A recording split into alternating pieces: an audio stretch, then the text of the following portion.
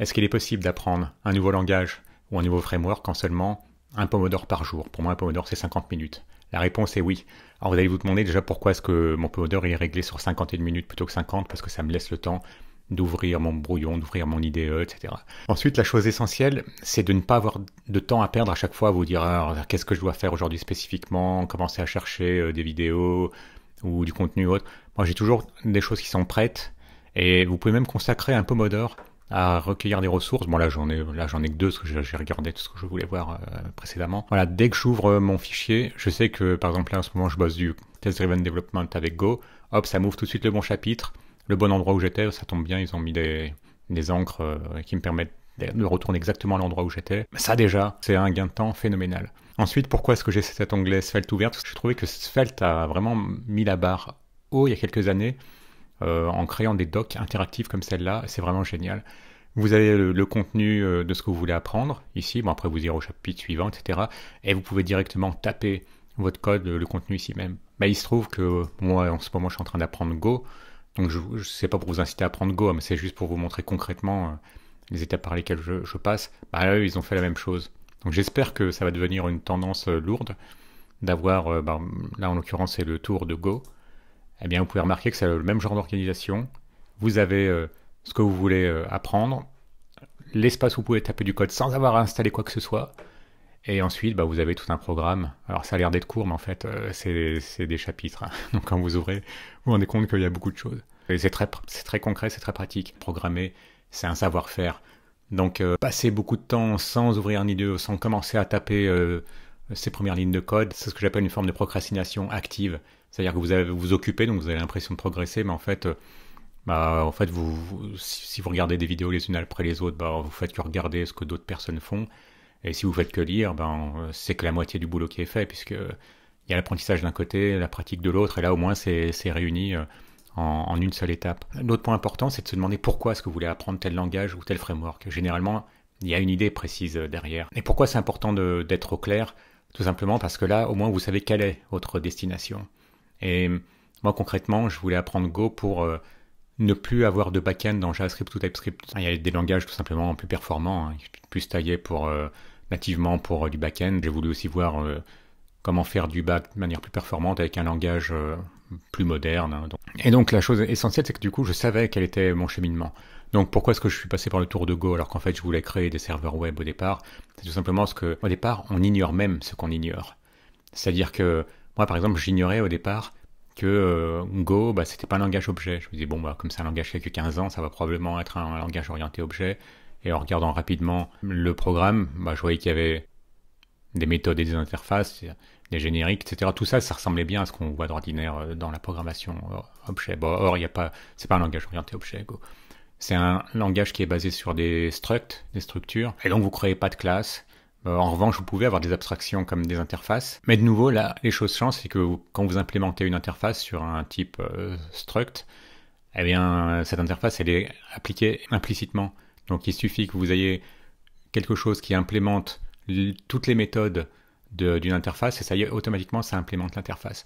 Donc, tout ce genre de petites choses, finalement, si j'étais allé tête baissée à tout de suite chercher comment on crée un serveur avec Go, puis ensuite comment faire la même chose avec des frameworks, je serais passé à côté de plein de subtilités, en fait. D'où l'intérêt, si on revient sur la logique de Pomodoro, de commencer à se dire, pour un premier Pomodoro, c'était trouver les ressources, parce que c'était pas évident au départ que j'allais trouver une doc aussi bien faite que, par exemple, celle de Svelte.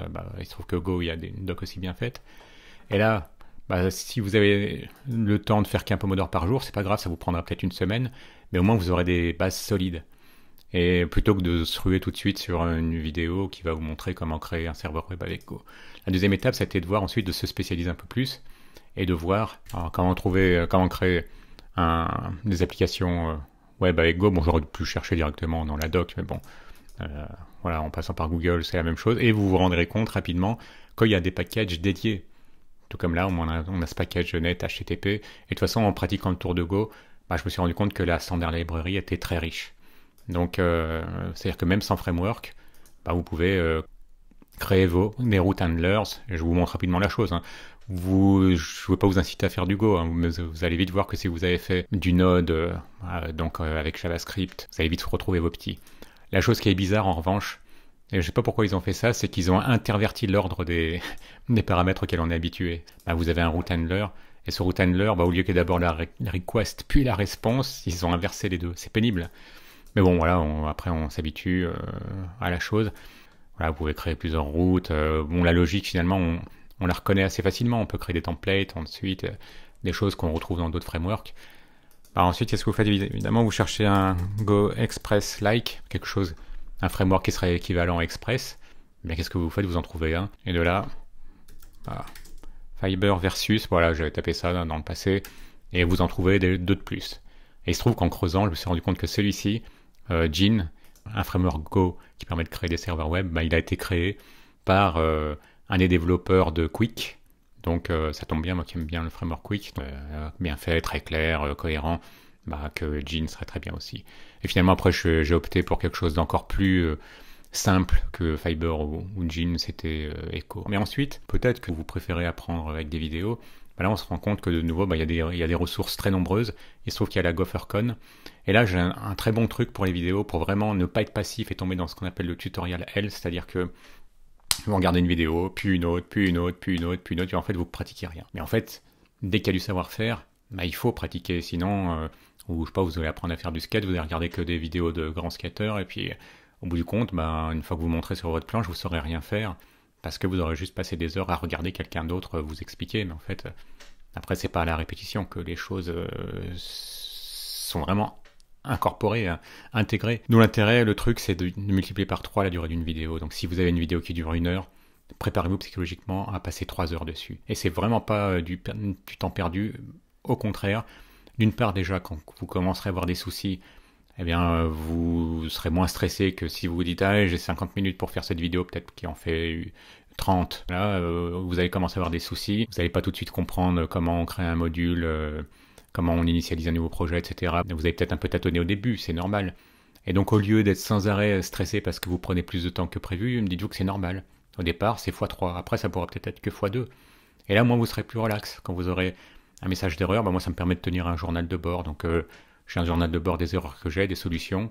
Donc comme ça me permet de ne pas perdre de temps la fois d'après. Et donc l'intérêt aussi, c'est que vous pouvez trouver des choses, moi via les GopherCon, j'ai trouvé des vidéos qui avaient 7-8 ans, mais qui étaient parfaitement adaptées à ce que je voulais faire, parce que c'était des questions peut-être qui étaient plus posées il y a 7-8 ans, bah c'était pas grave.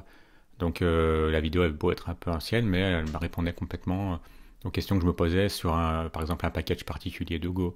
Parce que la suite, par exemple, après que j'ai pu créer mes propres serveurs aussi bien nativement avec le package HTTP, et puis que j'étais passé à quelque chose d'autre, à Gin, puis Echo, eh bien j'avais eu envie ensuite de trouver comment créer des tokens JOT, JWT, donc Joko JWT, hop, et là vous vous rendez compte, tiens, c'est un des packages proposés par Go, et là vous pouvez accéder à la documentation et avoir des exemples qui vous montrent comment, bon là ça prend pas exactement les choses dans le bon ordre, parce que là vous retrouvez à parser un token avant de l'avoir créé, mais voilà, vous avez non seulement vous voyez qu'il y a bien un package qui existe, mais en plus vous avez des exemples.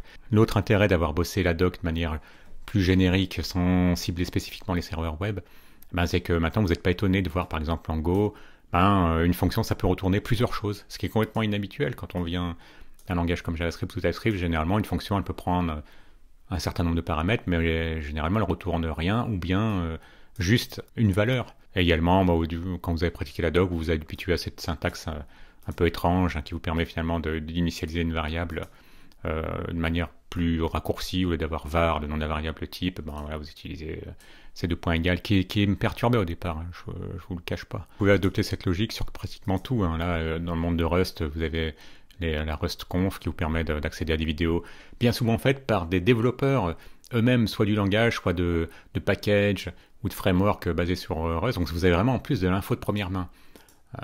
Pareil, pour les gens adeptes de Laravel, vous avez le même genre de conférences, etc. Comment est-ce que vous procédez quand vous voulez apprendre un nouveau langage, un nouveau framework de la façon la plus efficace, sans qu'elle soit trop réductrice, donc une façon qui vous permet d'avoir de bonnes bases solides sur un langage ou un framework, puis ensuite de pouvoir vous aventurer sur des choses plus larges, après plus spécifiques de vous-même. N'hésitez pas à le mettre en commentaire, un petit like si vous avez aimé, abonnez-vous si ce n'est déjà fait, et à bientôt.